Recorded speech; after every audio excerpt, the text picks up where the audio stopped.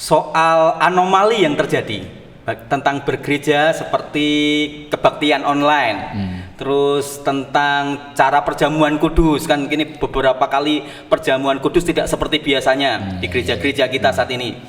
Dan soal persembahan juga. Orang berdebat ibadah sebaiknya harus jam berapa sih? Orang bersaat teduh sebaiknya jam berapa sih? Harus diakui jujur bahwa gereja itu tidak siap sebenarnya menghadapi bencana-bencana seperti ini. Kita tidak pandai membaca tanda-tanda zaman kalau menurut catatan Alkitab. Mengapa? Karena gereja itu terjebak dalam definisi yang cenderung memahami gereja sebagai institusi. Nah, kalau kita orang yang belajar Alkitab, bukankah di dalam Alkitab juga pertemuan-pertemuan jemaat mula-mula itu di rumah-rumah? Misalnya mulai dari istilah eklesia yang dipakai itu sebenarnya istilah yang berbau politis. Tapi kemudian dipakai oleh orang Kristen pada awal itu mereka adakan di rumah-rumah. Jadi sebenarnya kebaktian di rumah-rumah itu biasa.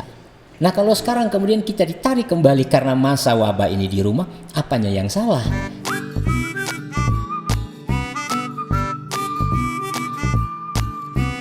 Hai Hike Lover, kembali lagi bersama saya Yunus Heri Purnomo, masih dalam acara Hike Show, semakin berakal semakin beriman. Masih ditemani oleh Pelita Daud Adu, Gembala Jemaat Gereja Isa Al-Masih Galunggung Bandung. Halo Pak Daud, apa kabar? Tentu kabar baik Pak Yunus.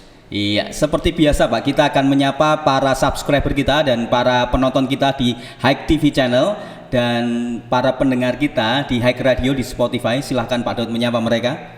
Para pencinta program ini, saya berharap hari ini saudara dalam keadaan sehat, baik yang menyaksikan langsung maupun yang akan menyaksikan di waktu yang berbeda, baik seluruh jemaat GIA Galunggung maupun gereja Isa Al-Masih yang lain, bahkan kawan-kawan sahabat yang berada di luar negeri, di Amerika, di Inggris, di Australia. Saya berharap hari ini Tuhan memberkati saudara dengan berlimpah. Amin. Amin. Nah, untuk episode kali ini kita akan membahas hal yang mungkin cukup kontroversi nih Pak.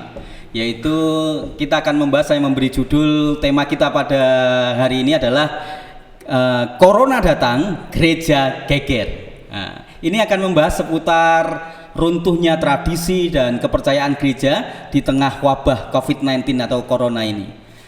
Oke, kita akan masuk dalam obrolan kita dengan pertanyaan-pertanyaan. Pertanyaan pertama, mengapa ketika adanya Corona ini membuat gereja menjadi panik dan bahkan menimbulkan polemik. Polemik tidak hanya dalam gereja, tetapi para pendeta juga ada berpolemik di sini. Bagaimana Pak? Iya. Ya Pak Yunus, saya biasanya kalau menjawab itu saya menggunakan poin supaya mempermudah para pendengar, penonton untuk bisa cepat mengingat. Pertanyaan itu menarik dan saya mencoba untuk membuat 3 argumentasi mengapa sampai terjadi polemik bahkan geger ya istilah Pak Yunus tadi, baik di dalam kalangan gereja sendiri maupun antar pendeta atau antar gereja. Ada 3 alasan. Yang pertama tentu karena persoalan teologi atau aliran gereja. Jadi gereja-gereja yang ada di dunia ini kan ada alirannya. Betul. Dan aliran itu tentu dengan konsep dan teologi juga yang berbeda-beda. Tapi harus diakui bahwa ketegangan ini kan berlangsung sepanjang perjalanan sejarah gereja. Semua yang mempelajari soal gereja pasti memahami itu. Bahkan tidak sedikit yang kemudian mempermuliakan alirannya itu. Sampai di sini saya kira sah-sah saja. Yang menjadi berbahaya ketika kita nggak bisa mengendalikan fanatisme itu. Jadi seolah-olah aliran kita yang benar. Dan ini cukup mengancam persekutuan orang beriman. Bahkan sampai polemik itu kemudian akhirnya orang Kristen lupa bagaimana cara menghadapi virus corona ini. Karena sudah polemik terlalu tajam. Ibaratnya kita sedang memaksa Tuhan supaya membuat kapling surga berdasarkan aliran gereja. Padahal justru di masa-masa seperti ini gereja harus bekerja sama, bergandengan tangan untuk bagaimana membangun semangat untuk melawan kondisi yang tidak biasa ini. Nah, itu yang saya pikir yang sedang terjadi. Jadi disebabkan oleh karena persoalan teologi dan aliran, sehingga memandang corona pun berdasarkan itu. Nah, yang kedua, harus diakui jujur bahwa gereja itu tidak siap sebenarnya menghadapi bencana-bencana seperti ini. Kita tidak pandai membaca tanda-tanda zaman kalau menurut catatan Alkitab. Mengapa? Karena gereja itu terjebak dalam definisi yang cenderung memahami gereja sebagai institusi. Jadi pemahaman gereja itu bersifat institusional. Padahal gereja itu selalu harus dipahami secara relasional. Jadi relasi, bukan institusi. Akhirnya banyak orang sibuk dengan ritual yang bersifat vertikal. Dia bisa menyenangkan Tuhan dalam ritual-ritual, tetapi dalam praktek sehari-hari dia tidak bisa untuk menyenangkan Tuhan. Saya memberi contoh Pak Yunus. Sebenarnya kita sudah terbiasa dengan wabah-wabah itu. Pernah ada SARS, ada MERS, ada demam berdarah, ada TBC, ada malaria, ada lumpuh layu. Itu kan ada di sekitar kita sebenarnya. Tapi berapa banyak gereja yang peduli? Karena yang dia pikirkan adalah relasi vertikal tadi. Urusannya hanya institusional. Nah, dengan peristiwa corona ini sebenarnya Tuhan mau menstimuli gereja. Itu lihat di sekitarmu bahwa ada bencana, ada wabah yang harus menjadi kepedulian gereja. Jadi poin yang pertama saya katakan tadi adalah persoalan teologi, aliran gereja. Yang kedua memang gereja nggak siap karena dia hanya memikirkan soal institusi tadi. Yang ketiga jelas bahwa pelayanan praktis gereja yang selama ini gereja kerjakan itu seringkali dibalut oleh kepentingan tertentu. Jadi ada kepentingan-kepentingan atau misi-misi tertentu. Dan ini sangat berbahaya. Kalau gereja Katolik, dia memang punya teologi sosial. Gereja Protestan umumnya menggunakan istilah diakonia. Tetapi diakonia itu juga kadang-kadang hanya bersifat temporal, tidak ada yang konstan. Saya melihat di televisi ada seorang dokter, dia pernah jadi direktur salah satu rumah sakit, ya rumah sakit umum. Tapi kini dia mengubah cara melayaninya, tinggalkan jabatannya, dia kemudian langsung terjun ke masyarakat minus, dan akhirnya berhasil model pelayanan seperti itu. Nah karena itu dengan corona ini sebenarnya menegur gereja bahwa kita sebenarnya sudah kalah set dengan lembaga sosial masyarakat misalnya dengan LSM, kalah set dengan gereja atau organisasi-organisasi agama lain. Kita kalah set sebenarnya. Makanya saya berpikir bahwa gereja bagaimanapun harus mulai sadar. Saya selalu menggunakan kata aware, ya, aware dengan kondisi seperti ini. Tapi tetap gereja bukan lembaga sosial. Ritual-ritual itu tetap ada, tetapi jangan sampai seperti yang dikatakan oleh Nabi Amos, bahwa pada akhirnya Tuhan menghina, membenci semua perayaan-perayaan kita karena kita mengerjakan sesuatu untuk Tuhan, lupa tentang keadilan sosial. Kira-kira gitu, Pak Yunus. Nah, masih soal gereja dan corona ini Pak Daud. Sisi mana sih dari gereja yang mendapat gempuran paling hebat dari dampak corona ini? Ada dua sisi sebenarnya. Kalau tadi ada 3 alasan, sekarang saya memulai dengan dua sisi ya, dua sisi gempuran yang paling hebat akibat wabah corona ini terhadap gereja. Yang pertama adalah sisi doktrin. Doktrin misalnya soal doktrin tentang Tuhan. Wah, itu menjadi percakapan serius, bahkan kelompok ateis merasa bahwa justru dalam kondisi ini Tuhan tidak ada, dan karena itu ngapain percaya kepada Tuhan? Nah, cara berpikir itu keliru. Kalau kita membaca buku teologi misalnya, diwakili oleh misalnya kalau Katolik ada Profesor Louis Leahy. Di kalangan Kristen Protestan misalnya ada Harun Hadiyuyono atau R. Sudarmo. Lalu di kalangan Evangelical misalnya ada Louis Berkhof. Hampir semua merumuskan bahwa kehadiran dan keberadaan Tuhan itu tidak ditentukan oleh percaya atau tidaknya seseorang. Jadi kita tidak percaya atau kita percaya, Tuhan tetap ada. Jadi bukan oleh karena teori yang lain. Nah, tapi harus diakui dengan jujur, hari Selasa kemarin, hari Rabu kemarin itu saya sempat membaca sebuah buku dikirim oleh teman. Bukunya itu berjudul Where is God in a Coronavirus World? Ditulis oleh John Lennox. Menarik, dia berkata begini, bahwa sesungguhnya Tuhan menciptakan dunia ini dengan kuasanya itu sempurna. Kalau berbicara soal virus, jangan hanya melihat virus dari sudut pandang negatif. Virus juga dipandang dari sudut pandang positif. Karena dia juga bekerja untuk membuat sebuah proses kehidupan ini jauh lebih baik. Dan pada akhirnya dia berkata dalam buku itu bahwa eksistensi Tuhan itu selalu tidak pernah tergoyahkan oleh teori apapun. Nah, ini yang saya katakan tadi, doktrin tentang Tuhan kemudian menjadi sasaran gempuran karena wabah corona. Orang bertanya di mana ada Tuhan. Lalu misalnya soal gereja tadi saya sudah jelaskan. Tapi juga soal manusia. Soal manusia, soal kehidupan dan soal dosa. Coba lihat sekarang, orang mulai berpikir, iya ya, jangan-jangan peristiwa ini karena dosa. Satu sisi saya yakin oke, tetapi tentu tidak semua karena dosa. Tetapi juga misalnya berbicara tentang manusia, akhirnya orang sadar bahwa kehidupan kita dalam dunia ini terbatas. Karena terbatasnya, kita harus betul-betul menggunakan hidup ini dengan baik. Bukan berarti memberhalakan hidup ya, lalu menghina kematian. Ada jemaat kita yang kebetulan rumahnya berdekatan dengan rumah saya. Dia berkata, saya coba untuk disiplin, mengerjakan semua aturan yang ditetapkan oleh pemerintah. Kalau toh nanti Tuhan ambil saya juga, nggak masalah. Yang penting saya sudah belajar tertib. Berarti cara pandang dia terhadap kematian dan kehidupan itu sudah benar. Berarti corona mengajak kita untuk mengerti sebenarnya. Jadi itu sisi-sisi gempuran yang harus kita alami. Bahkan kemarin saya lihat ada cucunya Pak Jokowi ya, saya lihat lupa namanya Jan Etes ya. Dia selalu mengingatkan tentara-tentara yang mengawal dia itu tuh belajar cuci tangan.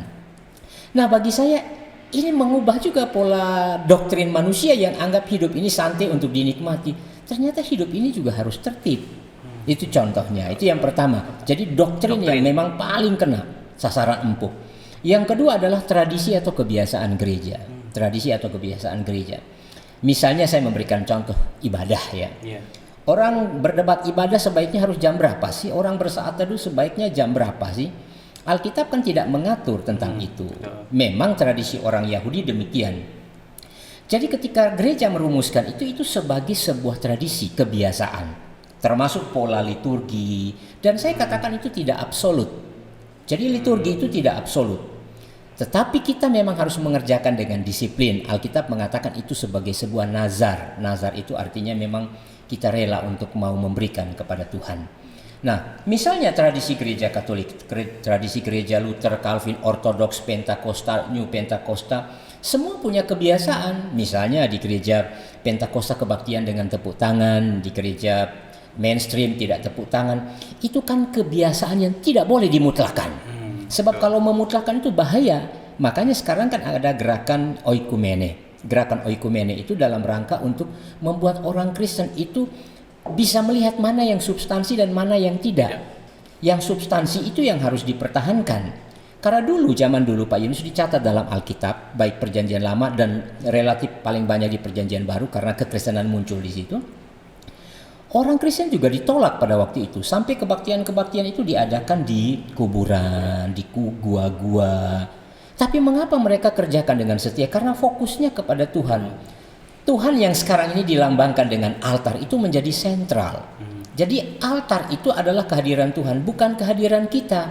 Itu sebabnya saya selalu sepakat bahwa harusnya di panggung-panggung gereja itu istilah altar tetap digunakan. Sebab kalau panggung itu cenderung kemudian hanya untuk menyenangkan diri kita sendiri. Jadi dua hal ini Pak Yunus yang bagi saya mendapat gempuran yang paling hebat. Sisi doktrin tapi juga memperbaharui doktrin kita. Yang kedua tradisi, yaitu yang sudah saya jelaskan tadi. Gitu Pak Yunus. Kayaknya akan semakin dalam pertanyaannya nih Pak. Tadi sudah bicara soal doktrin, soal tradisi. Terus gini, bagaimana pandangan Bapak? Ini pandangan Bapak soal anomali yang terjadi tentang bergereja seperti kebaktian online, terus tentang cara perjamuan kudus kan kini beberapa kali perjamuan kudus tidak seperti biasanya di gereja-gereja kita saat ini. Dan soal persembahan juga ini menarik juga. Bagaimana ini bicara soal ini menurut Bapak? Ya, saya sebenarnya bersyukur Gereja Isa Al-Masih Jemaat Galunggung sejak awal itu memang sudah mengantisipasi dengan baik. Protokol-protokol yang dikeluarkan oleh majelis itu sudah tepat sasaran, sehingga sebenarnya itu meminimalisir konflik yang terjadi atau kemudian anomali-anomali yang tadi Pak Yunus sebutkan.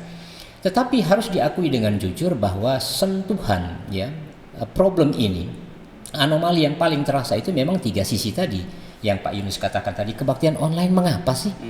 Itu. Kemudian perjamuan kudus ini gimana di rumah-rumah? Lalu persembahan, saya dengar di banyak gereja malah terjadi konflik yang serius. Tapi saya akan menjawab pertanyaan Pak Yunus ini karena ini sangat serius. Saya coba untuk memulai dari sebuah konsep yang dikerjakan oleh seorang futurolog terkenal namanya Alvin Toffler dalam buku The Third Wave. Jadi dia mengatakan bahwa ada 3 gelombang peradaban manusia. Yang pertama adalah gelombang masyarakat agraris, ya. Yang kedua adalah gelombang masyarakat industri, dan yang ketiga adalah gelombang masyarakat komunikasi atau teknologi. Nah, jadi ketika awal agraris, semua berlangsungnya secara agraris. Ketika sudah mulai menemukan industri, maka ada teknologi. Nah, teknologi itu kemudian dipakai pada masa sekarang ini komunikasi, dan bagi saya tepat sekali apa yang dikatakan oleh Alvin Toffler ini. Dan setiap memasuki sebuah peradaban itu selalu akan bertemu dengan yang namanya culture shock. Jadi kita begitu terkejut dengan sebuah perubahan, dan sekarang ini perubahan itu terjadi dan kita terkejutnya luar biasa. Makanya mengapa tiba-tiba ada kebaktian online? Mengapa perjamuan kudusnya harus di rumah?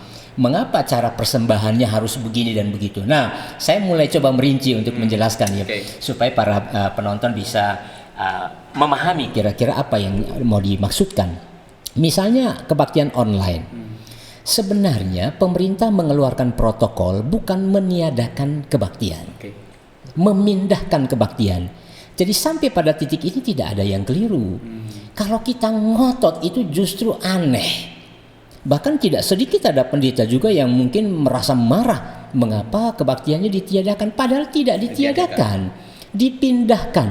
Nah, kalau kita orang yang belajar Alkitab, bukankah di dalam Alkitab juga pertemuan-pertemuan jemaat mula-mula itu di rumah-rumah? Misalnya mulai dari istilah eklesia yang dipakai itu sebenarnya istilah yang berbau politis, tapi kemudian dipakai oleh orang Kristen pada awal itu mereka adakan di rumah-rumah. Jadi sebenarnya kebaktian di rumah-rumah itu biasa. Nah, kalau sekarang kemudian kita ditarik kembali karena masa wabah ini di rumah, apanya yang salah? Karena toh Alkitab juga mengatakan hal yang sama. Anggap saja memang ini sedang tidak normal. Dan ini adalah cara pemerintah untuk menyelamatkan kita. Bayangkan kalau pemerintah nggak keluarkan protokol, lalu kita kebaktian bebas di gereja. Yang mati dari kalangan gereja itu berapa banyak gitu. Nah, ini kan teguran memang sebenarnya bagi kita. Nah, jadi sekaligus saya berkata bahwa kalau Alkitab memang juga mengizinkan terjadi seperti itu, tidak ada yang keliru. Karena ini hanya pemindahan saja. Karena kalau mau jujur, ibadah yang sesungguhnya adalah perjumpaan kita langsung dengan Tuhan. Dalam Alkitab ada namanya teofani. Tapi zaman sekarang kan tidak. Karena Tuhan ingin supaya kita bertemu satu dengan yang lain. Jadi saya yakin ini hanya bersifat temporal, tidak bersifat kontinu. Dan saya masih merindukan, tentu jemaat juga merindukan, bahwa suatu saat kita bertemu lagi di dalam kebaktian. Karena personal touch, kita bertemu dengan orang lain itu tidak bisa tergantikan oleh media. Jadi yang saya katakan tadi, ibadah online sah. Sekarang kalau pertanyaan Pak Yunus tadi soal perjamuan kudus, ini yang, nah saya sedikit membedakan antara gereja Protestan, gereja Katolik, dan gereja Ortodoks.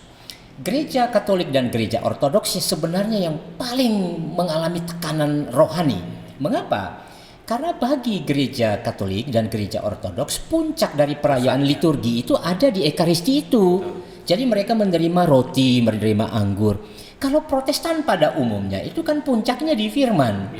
Jadi kalau orang Katolik, orang Ortodoks itu mereka tidak ibadah menerima tubuh Kristus, itu sesuatu yang sangat mengerikan dan bukan ibadah.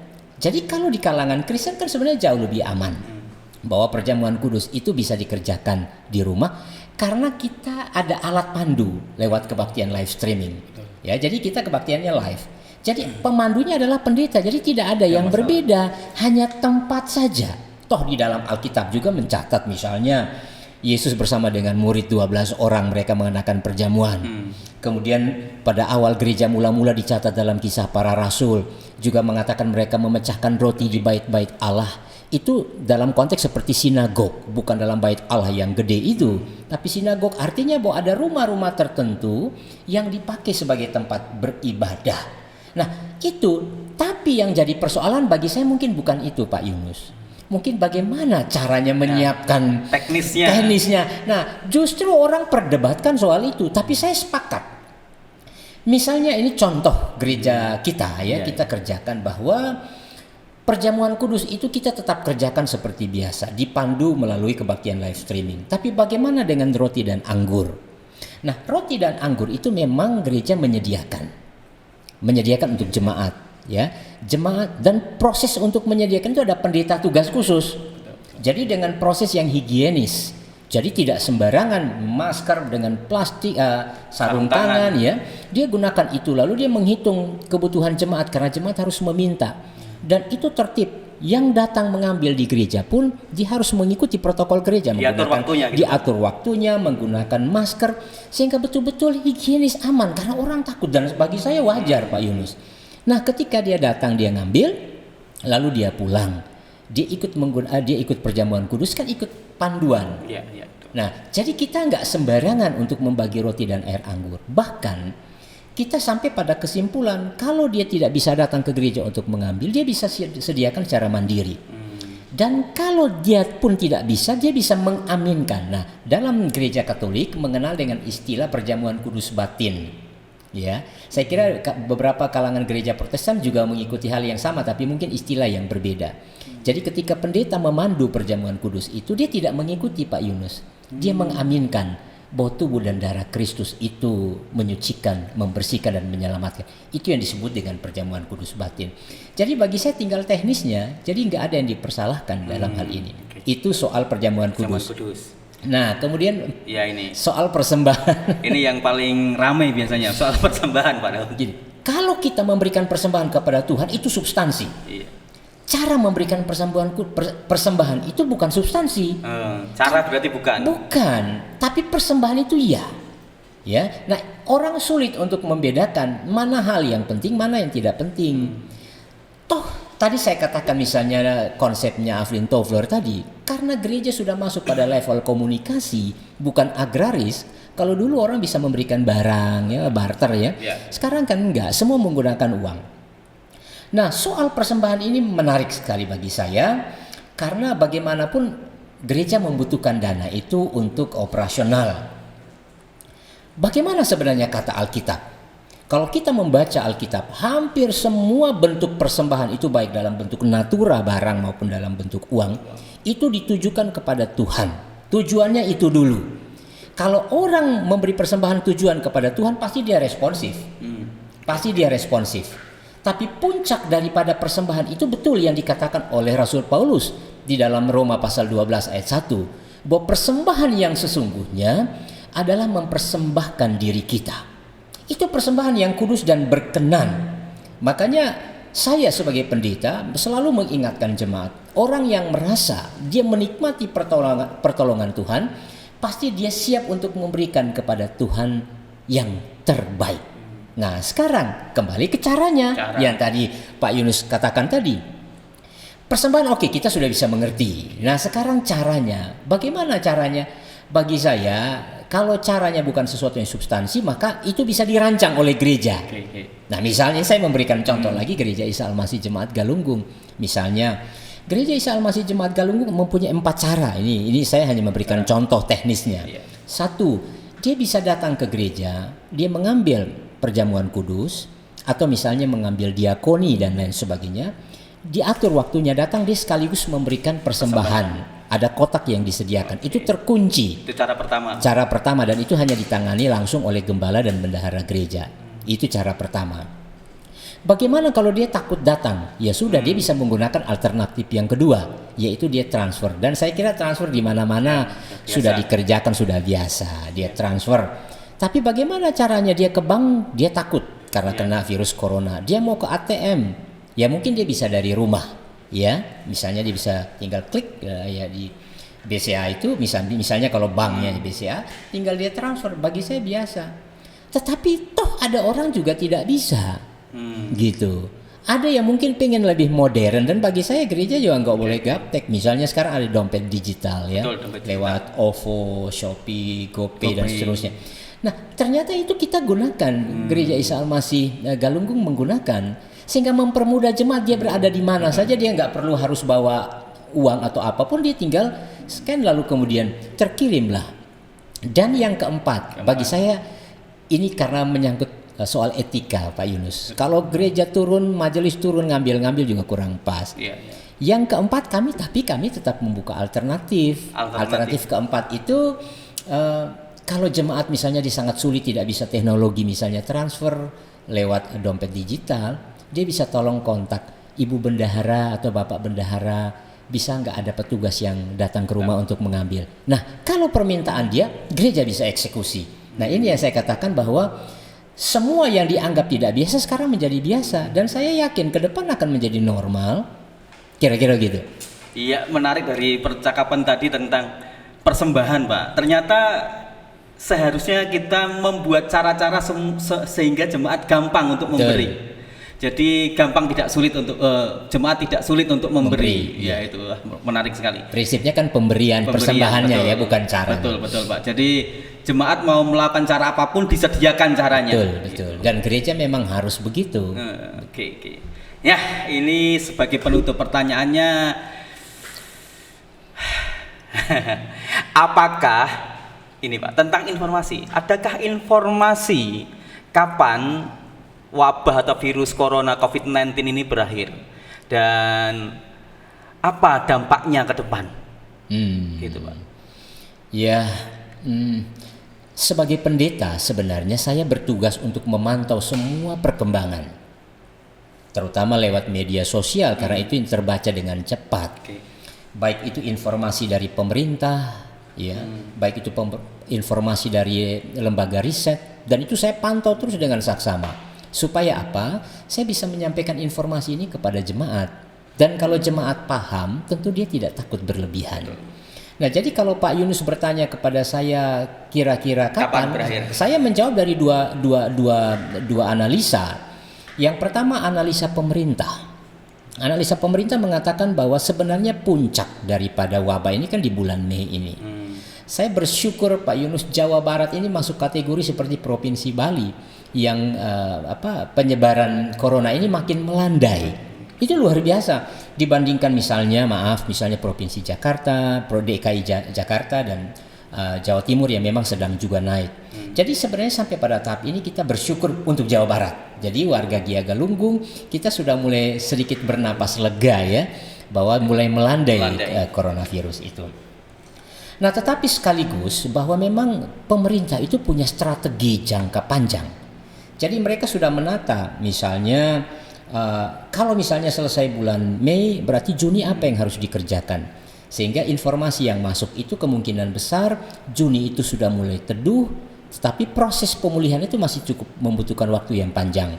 Misalnya sampai Juli. Saya nggak tahu nanti akan dampaknya ke kebaktian bersama dalam gereja tentunya. Tapi yang pasti kemungkinan besar di situ. Tapi kita harus akui dengan jujur yang namanya virus ini kan pergerakannya cepat. Yang saya pernah katakan dalam pertemuan pertama kan mutasinya ke sana kemari. Oleh karena itu kalau misalnya kurva ini sudah mulai melandai karena memang awalnya itu naik kemudian dia jadi melandai, itu kemudian bukan berarti aman tentram karena dia seperti dancing, dia akan bergerak terus. Nah berarti nanti kehidupan kita ke depan, saya nggak tahu karena kemungkinan besar 2 tahun ke depan itu kita memang harus tertib masker, cuci tangan. Makanya program pemerintah sekarang kedengaran PSBB itu kok sudah mulai longgar, bukan pemerintah pelin-pelan bagi saya ya, bukan, ini cara pemerintah supaya membuat kita tuh tidak tertekan. Karena Indonesia ini adalah komunitas masyarakat yang suka berkumpul. Bayangkan kalau lockdown waktu itu bagi saya sangat mengerikan. Nah, dan sisi yang kedua misalnya Menko Perekonomian sudah membuat fase tahap bahwa bulan Juni itu akan ada ini perubahan. Jadi saya sebagai pendeta awam saya mulai menangkap berarti kemungkinan sudah mulai akan berakhir. Kan puji Tuhan. Tetapi saya juga katakan dalam pertemuan yang kedua ke Pak Yunus waktu itu bertanya kepada saya misalnya Denny JA dari Lembaga Survei Indonesia. Kan dia berkata bahwa kalau nanti vaksinnya sudah ditemukan, obatnya sudah ditemukan, kemudian ventilatornya sudah bisa diproduksi di Indonesia, lalu ada terapi plasma, itu dikerjakan akan lebih cepat lagi. Jadi kalau misalnya saya orang yang betul-betul percaya diri, ya kemungkinan besar Agustus kalau itu semua sudah ditemukan kita oke. Tapi apakah betul-betul masyarakat juga mau taat? Masyarakat juga mau taat tidak? Kalau kita nggak taat ya saya pikir ya akan terus virus ini menyerang kita. Tetapi betul bahwa kita pun harus mulai bersifat adaptif. Ya adaptif. Artinya bahwa kita mulai terbiasa, kalau bahasanya presiden kita Pak Jokowi, dia berkata kita berdamai dengan corona. Maksud beliau bahwa kita harus berdamai dengan kondisi seperti ini. Sebab dengan demikian kita bisa mulai nyusun strategi. Oh, berarti kita harus jaga kesehatan, makanan bergizi. Itu maksudnya bukan berarti kita kalah. Kalau saya tangkap apa yang dikatakan Pak Jokowi begitu. Bukan kita kalah. Tapi memang kita harus memiliki sikap merespon itu dengan belajar untuk damai dengan kondisi itu. Nah, tapi kalau pertanyaan Pak Yunus tadi, kalau misalnya ini sudah selesai, karena saya sih beriman dengan data-data yang ada itu pasti selesai. Dampaknya apa? Nah, dampaknya selalu dua. Pertama adalah dampak kesehatan masyarakat. Indonesia akan menjadi negara yang mulai berkembang dalam aspek kesehatan. Orang mulai peduli dengan kesehatannya. Saya mengutip apa yang dikatakan oleh Profesor Tabrani. Dia adalah ahli pakar kesehatan masyarakat. Dia berkata, orang Indonesia kalau mau meningkat sumber daya manusia tentu kesehatan. Dan dia berkata itu dimulai dengan ketaatan kedisiplinan. Makanya suatu saat orang ke sekolah masker seperti orang Jepang ya. Atau pergi ke restoran, dia sudah mulai tertib. Dan ini akan membuat manusia Indonesia itu panjang umur. Karena memang menjaga kesehatan. Itu kata Profesor Tabrani. Tapi pemerintah juga harus betul-betul intervensi. Makanya tadi saya katakan kalau kemarin pemerintah tidak intervensi, berapa banyak orang yang mati. Jadi kita bersyukur di situ. Tetapi juga dalam aspek ekonomi. Wah, kan orang sudah merindukan kapan bisnisnya kembali maju, kapan dia harus bekerja. Ini kan ketakutan-ketakutan real yang dialami oleh masyarakat Indonesia. Memang ada bantuan pemerintah kepada masyarakat kecil, paling tidak kepada mereka dulu dengan bantuan langsung tunai. Tapi itu kan menolong. Jadi saya pikir kalau misalnya corona ini selesai, saya yakin pemerintah sudah punya program untuk percepatan ekonomi. Dan saya yakin, saya bukan ahli, tapi saya sangat yakin dengan fase-fase yang sudah ditetapkan oleh pemerintah. Jadi kalau sampai kurva ini sudah turun lalu ibarat dancing itu, maka tidak butuh waktu yang lama kita sudah mulai jadi hidup sehat, lalu kemudian kita juga perekonomiannya mulai meningkat. Nah, tapi ada yang saya harus jawab kepada Pak Yunus, bahwa kalau wabah corona ini selesai, sebenarnya sesi gerejanya itu di mana? Apakah gereja juga akan mengalami sesuatu yang berbeda? Bagi saya iya, pasti. Gereja akan mengalami pengaruh yang positif. Saya coba untuk mencatat. Yang pertama, pasti gereja akan mengalami yang namanya revival. Ya, revival. Kalau sudah kebaktian, gereja akan terisi penuh dan hujan pertobatan itu terjadi. Karena selama ini kan orang begitu tertekan. Dan ketika kemudian situasi kembali baik, terjadi kebangunan rohani, ada pertobatan di mana-mana, orang hidup berkenan di hadapan Tuhan. Yang kedua, juga akan dibarengi dengan orang yang suka melayani. Mungkin sebelum corona ini orang mungkin malas melayani, tapi ketika setelah wabah ini dia bilang, aku mau melayani Tuhan. Dan bagi saya akan banyak orang yang rela berkorban, terutama bagi pekerjaan Tuhan. Dan yang ketiga dari aspek gereja ini, saya sebutkan bahwa akan menjadikan orang-orang Kristen sebagai orang Kristen yang peduli dengan sesama, baik sebagai peduli dengan orang beriman di dalam gereja maupun peduli dengan orang di luar. Karena Bapak Yunus, saya sedikit menyinggung kesedihan saya. Orang Kristen khusus gereja, dia mungkin bisa membangun kerjasama dengan umat beragama lain. Tetapi sesama Kristen aja bisa gontok-gontokannya luar biasa. Saling menghina. Dan saya berharap corona ini memutus semua keegoisan, kesombongan kehidupan bergereja. Kita bisa membangun kerjasama dengan agama apapun. Kita bisa membangun kasih sayang juga dengan sesama orang Kristen. Karena ada lagu "Ku tak pandang dari gereja mana, asal kau berdiri atas firman-Nya." Ada lagu begitu. Tapi kadang-kadang saya berpikir justru lagu ini juga menjebak kita. Karena berdiri atas firman menurut tafsir siapa? Nah, karena perbedaan tafsir akhirnya orang gak bisa mengasihi satu Kristen dengan Kristen yang lain. Jadi saya berharap corona ini meruntuhkan kepercayaan-kepercayaan yang sekarang salah untuk merecovery, membangun sebuah kepercayaan yang benar sehingga kita berkata syukur corona. Begitu Pak Yunus. Oke, terima kasih Pak Daud untuk obrolan yang tentunya selalu membuka pikiran kita dan menambah kuat iman kita. Terima kasih Pak Daud. Terima kasih kembali. Oke, halo Head Lover. seperti biasa setelah kita mendengarkan obrolan yang cukup menguras otak serta keimanan kita, mari kita sejenak mendengarkan persembahan pujian dari Jennifer Christie dan akan diiringi oleh Gilbert. Silahkan.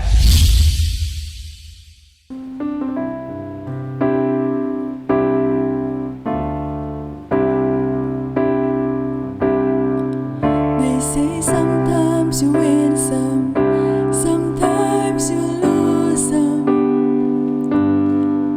But right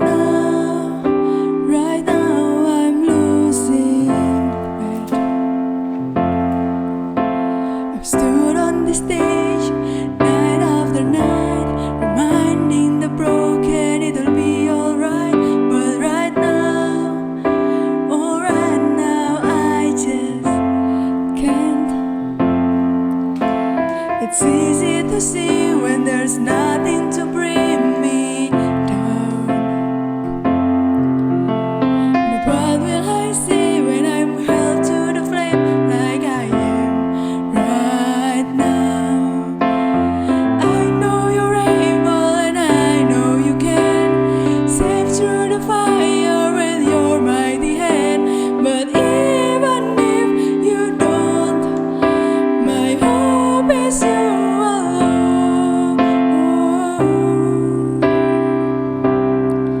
They say it only takes a little faith to move a mountain.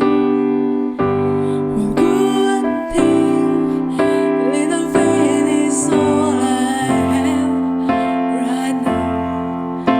But God, when you choose to leave mountains unmovable, oh, give me the strength to be able to sing in this world with my soul. I know you're able and I know you can save through the fire with your mighty hand. But even if you don't, my hope is you alone. I know the sorrow and I know the hurt will all go away if you just say the word. But even if you don't, my hope is you alone. In this world with my soul, in this world with my soul.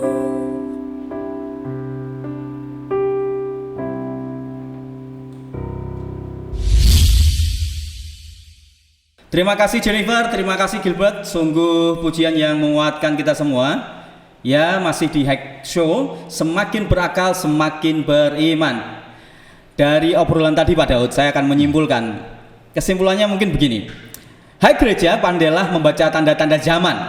Jika berhasil, peranmu akan menjadi nyata. Matius 16 ayat 18 berkata, dan aku pun berkata kepadamu, engkau adalah Petrus, dan di atas batu karang ini aku akan mendirikan jemaatku, dan alam maut tidak akan menguasainya. Amin. Oke, obrolan kita sampai di sini. Tapi sebelumnya kita akan mengakhiri Hack Show kali ini dengan sebuah doa.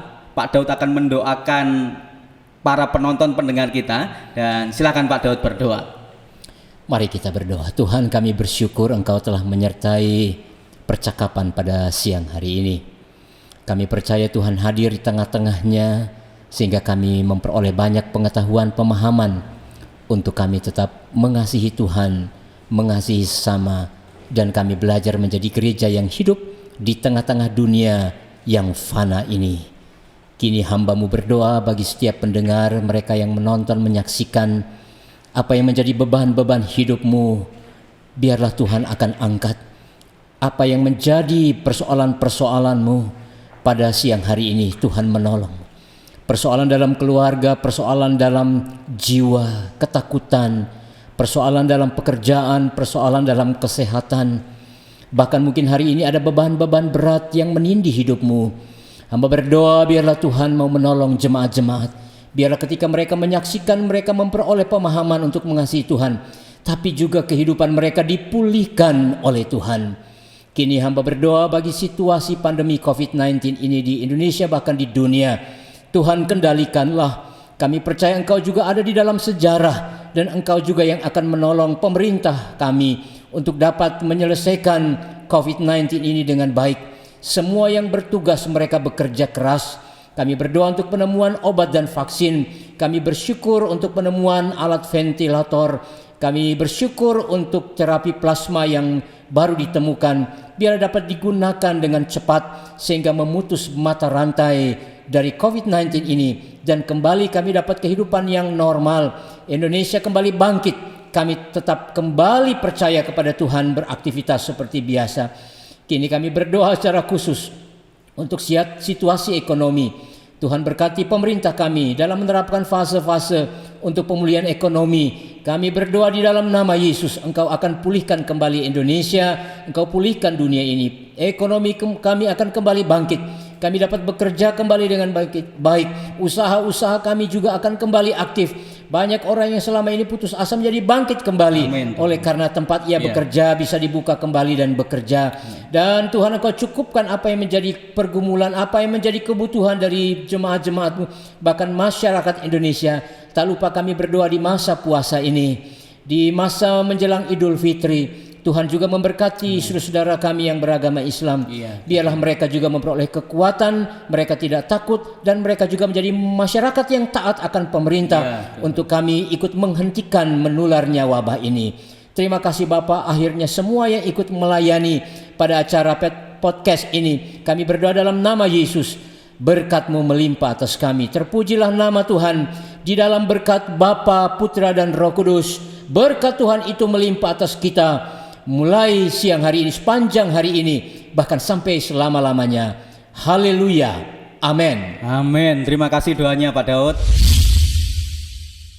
Hai Clover, sampai di sini obrolan kita kali ini. Kita akan ketemu minggu depan. Dan jika Anda terberkati dengan acara ini, silakan like, subscribe, kemudian bisa Anda share ke teman-teman supaya mereka juga mendapat berkat yang sama dengan Anda. Kemudian jika Anda ingin mendapat pelayanan lebih lanjut, bisa menghubungi kami di WA kami 081321314688. Sampai di sini. Syukur pada Allah.